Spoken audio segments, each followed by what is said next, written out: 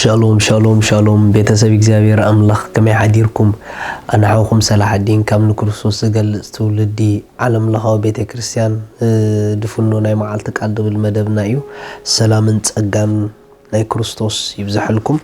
ክብርን እግዚአብሔር አምላኽ ይኹን ሎም ድማ ከምቲ ኩሉ ግዜ እንካፈሎ ናይ መዓልቲ ቃል ሓቢርና ክንካፈሊና ሎም እንካፈሎ ቃል ጀሆቫ ሻሎም ዝብል እዩ جهوفا شالوم أملاخ سلام زبل قالينا نكافل جهوفا شالوم مالت أملاخ سلام قويتا سلام مالت يكبرني እግዚአብሔር أملاخ يخون مصحف قدوس مسافنتي معرف شدشته كاب إسران كلتن كم بولكمي كساب إسران 4 شعو جدوان نص ملأخ እግዚአብሔር كم زخون رأي جدوان كأ ويلي እግዚአብሔር أملاخ نجزابير أملاخ نملأخ إجزابير قط نقص رئيو يبلا إجزابير دما سلام نعخا يخون سلام نعخا يخون أي تفرح أي تموتن إخا بلو شعو جدون أبو إجزابير أبون إجزابير مسوو سرحة إجزابير سلام إلو خاء سميو نسو دما كسعلومي أبتناي إب عزراويان عفرا الله يسوس نزل عالم قويتايو زغرم نغريو كابتوم ام مصحف قدوس تقوميطوم زلو اسماتنا እግዚአብሔር مسرحن اكايدا نا እግዚአብሔር استتحازيوم مس ባህሪው مسسارا روحو استتحازيوم يسوس نزل عالم قويتايو ابز صحف زدما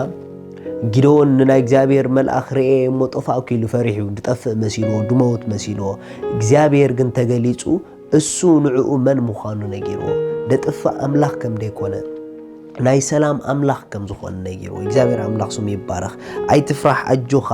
አይትመውትን ኢኻ ኢሉ ሃሌሉያ አይትፍራህ አጆኻ አይትመውትን ኢኻ ዋይ ተተባሃለ እዚ ትሪኦ ዘለኻ አምላኽካ ዘቀትልን ዘጥፍእን ዘሞትን ዘይኮነስ ናይ ሰላም አምላኽ ማለት እዩ ልክዕ በዚ ናይ ሰላም ማንነቱ ንእግዚአብሔር ስለዝረአዮ ዋው ኢሉ እዚ ጀሆቫ ሻሎም እዩ ኢልዎ እግዚአብሔር አምላኽ ስሙ ይባረኽ አምላኽ ሰላም እዩ ኢልዎ ንምንታይ ተተባሃለ ካፍቶም ኩሎም አማልኽቲ ንአምላኽና ፍሊ ዘብሎ بسلام زغلص املاخ ስለዝኾነ እዩ ናይ ሻሎም املاخ ስለዝኾነ እዩ ሻሎም ትብል ቃል ንገዛ ርእሳ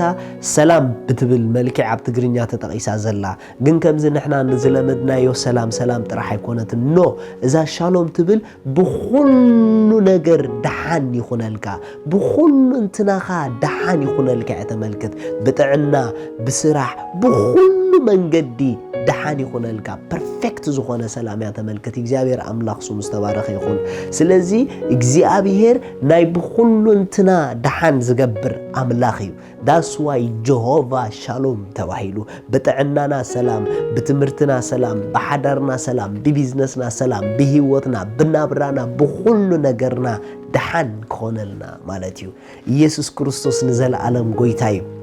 ሃሌሉያ ሎማ ሓደ ነገር ክነግረኩም እዚ ነምልኾ ዘለና አምላኽ ናይ ብኹልንትና ደሓን ዝገብር አምላኽ ብኹልንትና ህድአት ዝገብር አምላኽ ብኹልንትና ሰላም ዝህብ አምላኽ እዩ ስሙ ጀሆቫ ሻሎም ይባሃል ሎሚ በዝርድኢት እዚ ነዚ ስም እዚ ኣብ ጥዕናኹም ዲኹም ትደልይዎ ናይ ጥዕና ጸገም ተዳአሎ ጀሆቫ ሻሎም ሚልኩም ንስጋኹም ተዛረቦ አምላኸይ አምላኽ ሰላም ጀሆቫ ሻሎም በልዎ ጥዕናኹም ክመለስዩ ኣብ ሓዳርኩም ጀሆቫ ሻሎም ሚልኩም አውጅዎ ኣብ ቤትኩም ጀሆቫ ሻሎም ሚልኩም አውጅዎ ናይ በሐቂ ኣብቲ ሻሎም ዘሎ ሰላም ኣብቲ ሻሎም ዘሎ ደሓን ኣብ ኩሉ ነገርና ክፈስስን ክግለጽን ክጅምር እዩ ምኽንያቱ ንብዙሕ ደሓን ዝሓቆፈ ሻሎም ዝብል ቃል ንገዛ ርእሱ ኢየሱስ ክርስቶስ ንዘለዓለም ዘለዓለም ጎይታ እዩ መጽሓፍ መዝሙር ዳዊት ክዛረብ ከለኹም ይዝብል እግዚአብሔር ንህዝቡ ሓይሊ ይህብ እግዚአብሔር ንህዝቡ ብሰላም ይባርኽ ይዝብል ርኢኹም ኣምላኽ ንህዝቡ ብሰላም እዩ ዝባርኽ ንምንታይ ተተባሃለ እሱ ዘለዎ ሰላም ኣሎ እሱ ዝግለጸሉ ደሓን ኣሎ እግዚአብሔር ናይ ደሓን ናይ ሰላም ኣምላኽ እዩ ካብታ ሓደ ኣብ መስቀል ዝተሰርሐ ስራሕ ድማ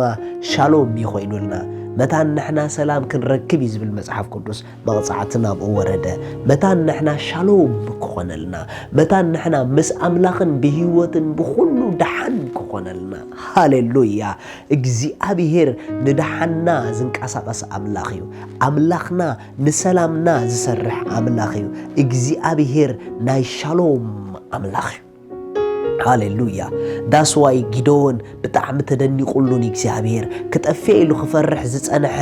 ድምፂ ኣምላኽ ግን ሽዑ ሰሚዑ ካብ ኣፍ ኣምላኽ ስለ ኣምላኽ ድምፂ ሰሚዑ እግዚአብሔር ናይ ሻሎም ኣምላኽ ምዃኑ ነጊርዎ ኣጆኻ ኢልዎ ኣይትፍራሕ ኣይትጠፍእን ኢኻ ሰላም ንዓኻ ይኹን ኢልዎ ሃሌሉያ ሻሎም ኢሉ ጀሚርዎ ንምንታይ ተተባሃለ ካብዚ ናይ ሰላም ኣምላኽና ካብ ኣፉ ካብኡ ካብ ኣሰራርሑኡ ካብ ኩሉ ምንቅስቓሳቱ ሻሎም ጥራሕ እዩ ዝወፅእ ሎሚ ርግፀኛታት ኩኑ ኣብ ዝሃለኹም ዓይነት ኩነታት ሃሉ እትተምልኽዎ ኣምላኽ ጀሆቫ ሻሎም እዩ ጀሆቫ ሻሎም ካብ ኮነ ኣምላኽካ ግዴታ እዩ ጉዳይካ ድሓን ክኸውን ግዴታ እዩ ነገር ክድሓን ክኸውን ማንም ይኹን ማንም ነገራት ክዘባላሸወ ሎሚ ግን ኣምላኽ ክስሙ ፀውዕዮ ጉዳይኪ ጀሆቫ ሻሎም ኢልክ ፀውዕዮ እሞ ብድሓን ክግለጽ ቤትኪ ብድሓን ክግለጽ ቤትካ ንምንታይ ተተባሃለ ንሱ ነቶም ዝኣመንዎ ናይ ብሓቂ ከማንነቱን ኣካይድኡን ጀሆቫ ሻሎም እዩ ንኣብነት ኢየሱስ ተባሂሉ ርኢኹሞ ኢየሱስ መድሓኒ ማለት እዩ ከም ስሙ ኸኣነ ዓለም ኣድሒንዋ ኢየሱስ ንዘለዓለም ጎይታ እዩ እሱ ኤበኔዘር እዩ እሱ ጀሆቫ ሻሎም እዩ ስለዚ ሎማዓንቲ ብጀሆቫ ሻሎም ሕሰብዎ ንኣምላኽኩም ብጀሆቫ ሻሎም ኣሰላስልዎ ብጀሆቫ ሻሎም ኣብ ቤትኩም ረኣይዎ ኣምላኸይ ጀሆቫ ሻሎም እዩ ኣብ ኩሉ ቤተይ ኣሜን ሻሎም